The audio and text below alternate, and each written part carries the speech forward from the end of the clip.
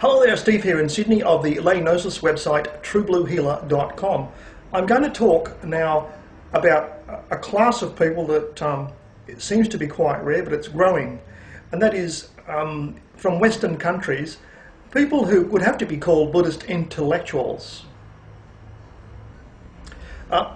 These Buddhist intellectuals I have met numerous times over the internet, had lengthy discussions with them, looked at their home pages, their websites, all sorts of wonderful things, and you discover they are intellectual athletes all.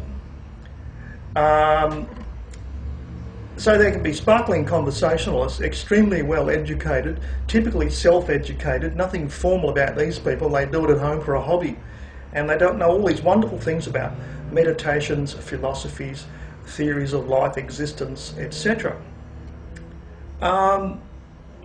And what attracts them to this wilderness of books, this huge library of Buddhist literature? It is basically, they've got an athletic intellect that requires a vast amount of fodder. They're not content with sitting back watching TV like average people. So Buddhist intellectuals as a group come across as being, and this is from experience, intellectual athletes of considerable note, a fondness for convoluted complexities, preferably in layers, and multidimensional layers at that. And I salute them. I've learned a hell of a lot from Buddhist intellectual people. However, they can get so immersed in their activities, going through, what can I say, the wilderness of Buddhist literature, which is a never-ending amount of stuff. They can spend the rest of their life enjoying themselves going through Buddhist literature and practices. And it can be, if they encounter my GNOSIS website, put me in some Buddhist category, as if there's something you can do out of Buddhism that describes this kind of gnosis that comes out of my website truebluehealer.com. Now, I do confess, I think all groups of people do this. So I also get the same thing from Christian intellectuals who call me this or that, a certain name, and they've categorised me, then they feel good. They can then relate to me in a specific way according to their belief system they have constructed. Buddhist intellectuals do the same thing, and there's really nothing wrong with that.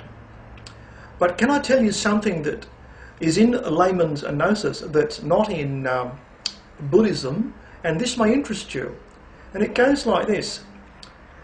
I'm sure you're aware of a lot of things wrong with the world today, that there could be a higher level of average happiness in society, it would be a better place, we could be less materialistic and thus be happier.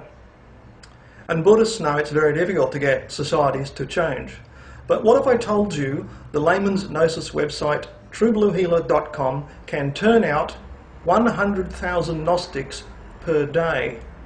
That's a way of changing society in a way I don't think Buddhism can.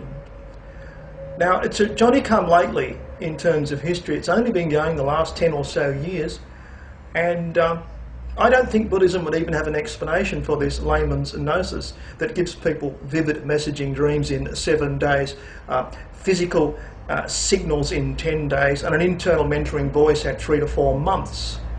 As well as linking you to other Gnostics around the world via the internet. And layman's gnosis is physically contagious, which I've never heard about Buddhism. So, can I ask you to take time out from your chosen intellectual rigours, just 20 minutes, to have a look at the True Blue Healer website, which provides physical evidence of its claims, backed up by time-date stamped events using emails and videos around the world. This is a significant modern development. It had to wait for the internet to exist for these kind of things to happen. One of the maladies affecting society today is what you might call youth suicide, widespread depression, which attracts people into drugs and all sorts of unwholesome practices. And can I tell you this? Gnosis generates an unexpected mood elevation in a couple of weeks that goes on forever, basically. It is a wonderful mood elevator, and this is attested to by people in 10 countries. So a few people have told me lay gnosis has got them off hallucinogenic drugs and addictive substances. So how does that go for you? It's better than drugs, and it's free, and it only takes 20 minutes away from your normal daily activities. So why not give it a go? truebluehealer.com. Can I see you there? You can go back to your normal daily practices, including your intellectual rigours with Buddhist studies and activities. And you'll find that lay gnosis will enhance your understanding of Buddhism. It supports any form of life because it's purely natural. So it doesn't matter what you're calling, what your practices, they'll become more enjoyable with the mood elevation that comes with lay gnosis. So is it worth a look? Coming back every couple of days, have a good look, see how you're going with your personal progress.